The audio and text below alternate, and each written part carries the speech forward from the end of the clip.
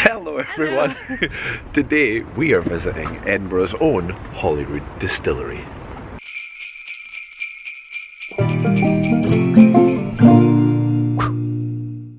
So we have been kindly invited by the Holyrood Distillery. They're hosting us today to go on their brand new tour. Now this is a completely new whisky distillery in Edinburgh, the first for almost 100 years. So this is quite exciting. I've never been before. You've not been either, have you? No. No. So I don't think I've ever been to a distillery before. I think I have. Oh no, I tell from a lie. school. I think I got taken to one in school to see the process. I have. I forgot. Maybe I had too much drink and I forgot. So this is it right here. We're right beside Holyrood Park. We're at the back of Holyrood Park. Here's Arthur's Seat right there, Salisbury Crags. And here is Holyrood Distillery. It's quite exciting to have a brand new whisky distillery. So this is the site right here. And just for a little bit of history, this is an old building dating back to the 1800s. Coal used to be transported from Dalkeith to here on a train line just from Dalkeith to here. And just inside the building, the bricks have actually taken in the colour, natural colour of the coal as well. So a little bit of new Edinburgh history built in to a little bit of old Edinburgh history.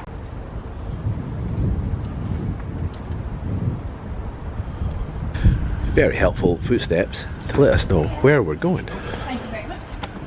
Thank you. So this is the shop just as you enter, and this is where you start your tour as well.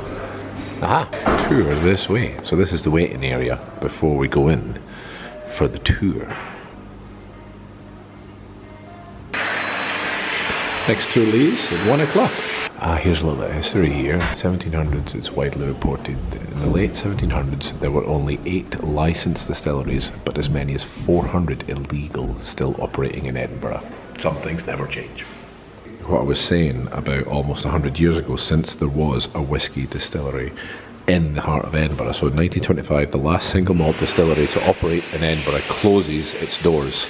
2019, where we are now, Holyrood Distillery opens its doors and fires up its stills as the first single malt Scotch whisky distillery in Edinburgh in almost 100 years. That's exciting.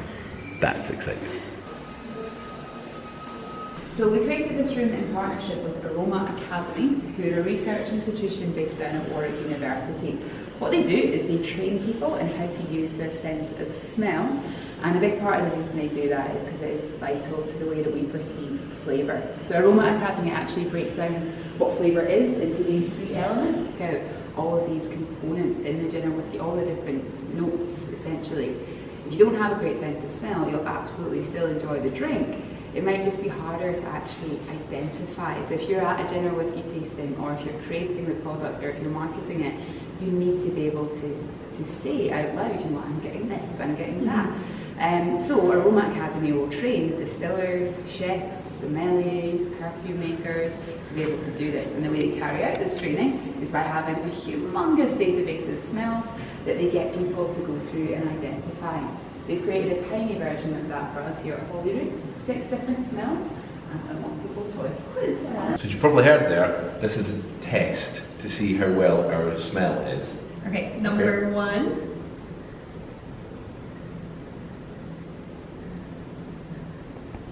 I think I've got an idea what that is. I've got no idea what that is. Okay, so if we press number 1 on the tablet. Yeah, press 1 on the screen. Okay, so we'll go with Juniper. Well done. So you're just showing off. This is a brilliant idea. This is a lot of fun. Lemon. Yeah, Citrus. that's lemon. Even I can smell the citrus. You're way too good at this. We'll have to edit this down because we don't want to give away all the answers. No. So you got almost all of it right. The only one you got wrong, I helped with. But the people who work in this industry use this skill so much that they are often referred to as nosers or master nosers. Right. I know, I think Kirsten's got a new career as a noser. This is us going into the actual distilling area now, so danger, hot. Oh, you can feel the heat as soon as you walk in.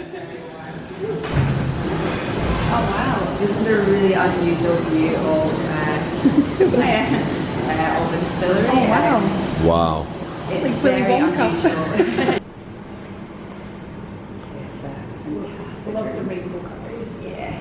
Well, what I'll do is give a bit of an overview of gin more generally, and then we'll talk more about the specifics of what's happening here at Holyrood. So, gin is the national drink of England, whisky is the national drink of Scotland. So historically, traditionally, a lot of the focus up here has been a little bit more on whisky, but currently 70% of the gin that gets made in the UK does get made up here in Scotland. Brands like Gordon's, Tanqueray, Hendrick's, all made up here, and there's a lot of transferable skills and equipment between gin and whisky.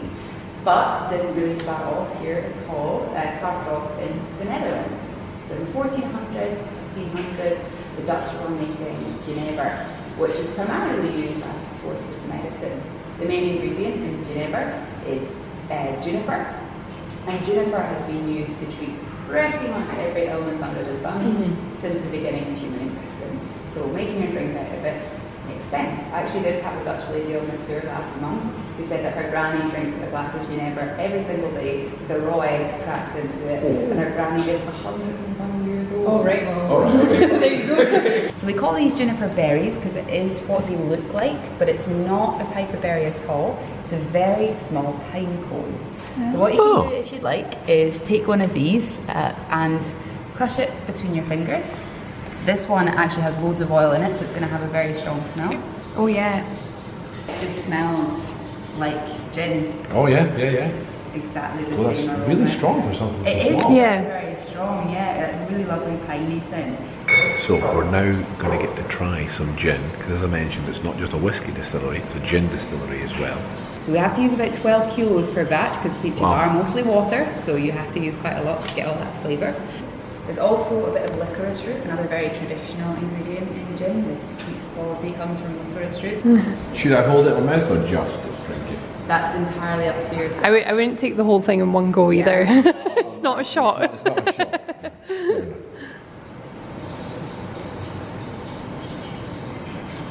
Yeah, once you get over the initial kick of alcohol, you can really taste the aftertaste of it. Yeah, it'll start to settle in. Yeah. But I think for me in the aftertaste, the peach quality is the one that sits around. I just got that just as you said it then. Yeah. It is, it's very, your warm's a great description of it as well, but yeah, it's very sweet and very much lovely. That we're not wasting power and time, and we are a whisky distillery as well, so try to save as much of that as possible and be very green. So when it comes to actually producing here on site, there will be a lot of work when it comes to preparing the botanicals. So the guides have been made aware that any time we need to use cherries or clementines, we will be destoning them and we'll be cleaning, peeling those clementines.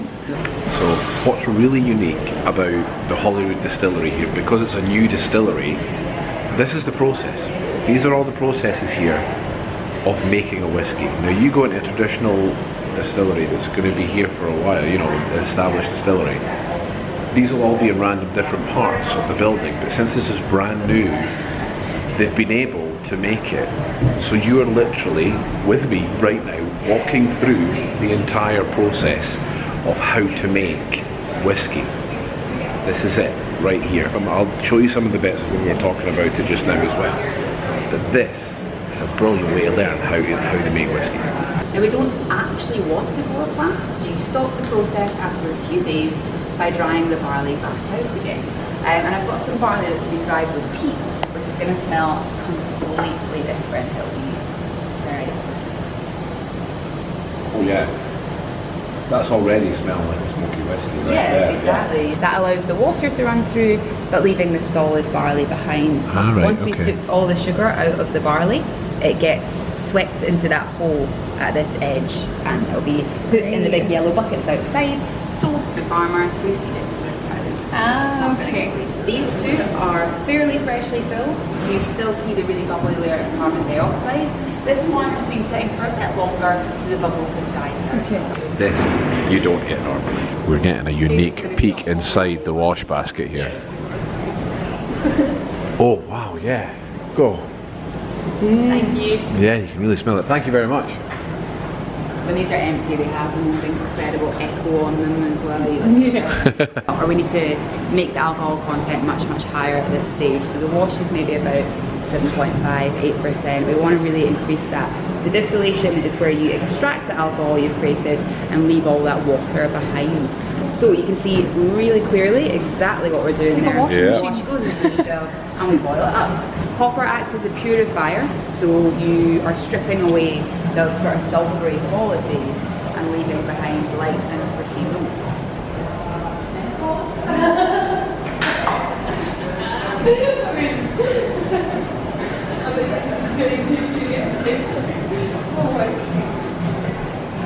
We don't actually mature on site, and we simply will not have the space for it. We're going to have thousands of casks eventually. At the moment, I believe we have just over 100 casks filled now since September. And Well, that's a lot already. yeah, it is. Yeah, it still has been working really hard. Yeah. So maturation legally must happen for at least 3 years, and it must happen inside oak casks. During this period, the alcohol is going to take flavour and colour from the casks, and it's quite unusual in Scotland to use a brand new cask, a fresh or virgin oak cask. What we usually do is recycle casks from other industries, usually from the bourbon industry. Since you guys are experimenting so much with so many different types of stuff, so what, 2022, September 2022, you'll start to come out with your first sort of whiskies. You're going to have a massive wide range of different types of stuff. Yeah. So, which does mean that there are going to be not complications, but it does mean that in terms of showing people what we can do, there's, well, you do this and you do that and you do this. Yeah. So overall, we're actually going to have 4 flavour categories. We're going to have sweet whiskey, fruity whiskey, spicy whiskey, and smoky whiskey. It's So are interesting to see what one takes off, like which Yeah, ones will be which known ones for. will be That'll be the yeah. interesting thing. When you're changing as well, obviously you're trying new things. Are you then going back to other ones, so you're continually Probably making? We'll probably end up, if a recipe is brilliant, yeah, we might end up. But I think it just depends on Consumers. Yeah. I suppose that's the exciting part of it being brand new, though. You're getting to do something that other whiskey distilleries aren't getting the chance to do. Exactly. This is very much an anything can happen. I'll let the amateur noser here. Definitely, I get more cherry with that one. Okay. Oh no, yeah, I can definitely smell the cherry. I can smell alcohol as well. Tana and vanilla notes. Yes, I get more of that one. I think that one's like a lot stronger on the nose, Yeah. maybe because it's citrusy. Yes, thank you. So what a lot of new distilleries do is they create preview whiskies essentially, and so we've created 4 previews: sweet, fruity, spicy, and smoky. And we're going to try the smoky one today. So this takes the way that we've created the preview is essentially that we've made a blended malt. So Jack and David have gone to other single malt whiskey distilleries, selected single malts and blended them together in the style that they feel suits that flavour profile that, Ah, right, okay. that they're aiming for.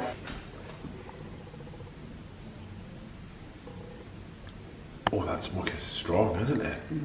Really, really is. Can I have a smell? Yeah. The yeah. cask is actually going to take a lot of intensity out of the whiskey over the years. It almost acts like a filter.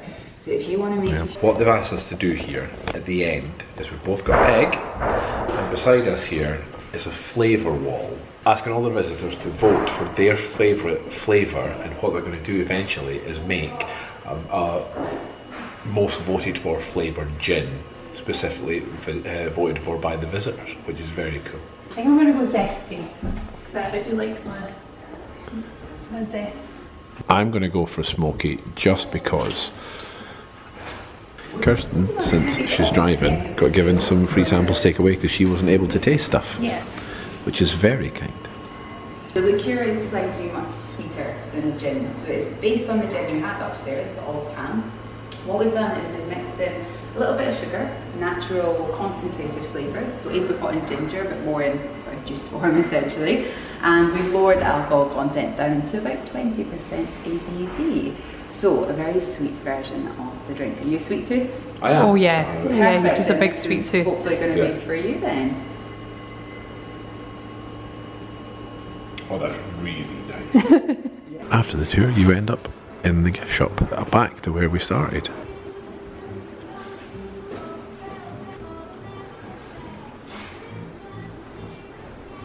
Now this is the whiskey that we got to try at the end there, where the brewer's here right now since their whiskey is still developing, this is the ones that they've mixed together to give you an idea of what their whiskey is going to be like. Whiskey cocktails. Whiskey cocktails. Yeah.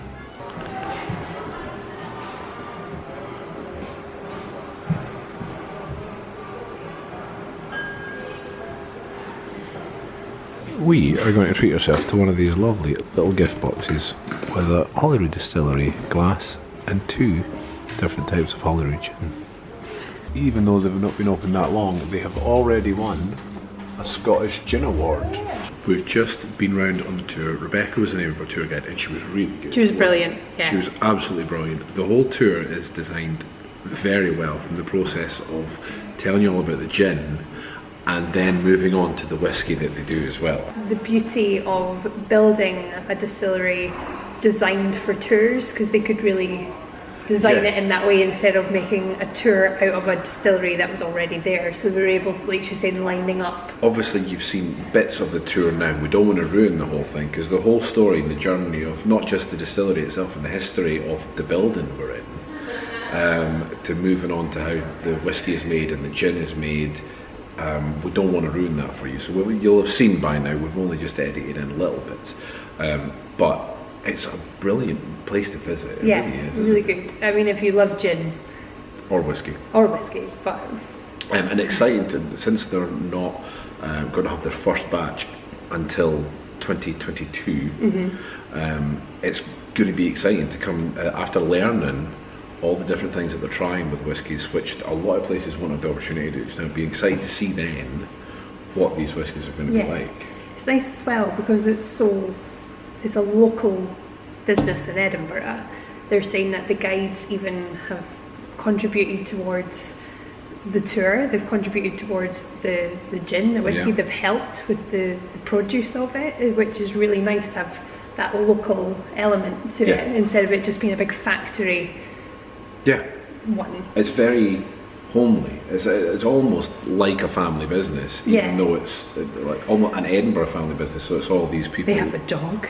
They have the dog wasn't here. I'm very sad about that. So we'll leave all the information about Holyrood Distillery in the description below. I couldn't recommend higher coming to the tour actually. It's so good. The tour is so good. It's so informative, and the site as well is beautiful. It's a lovely place to visit. All the information is down below. Please check it out. Thank you so much to the Holyrood Distillery for having us out to visit. You. It's been an incredible visit. I couldn't. Please do check them out. Come out and visit them if you're in Edinburgh, especially if you enjoy your gin or your whiskey. But till next time. Bye Bye humans.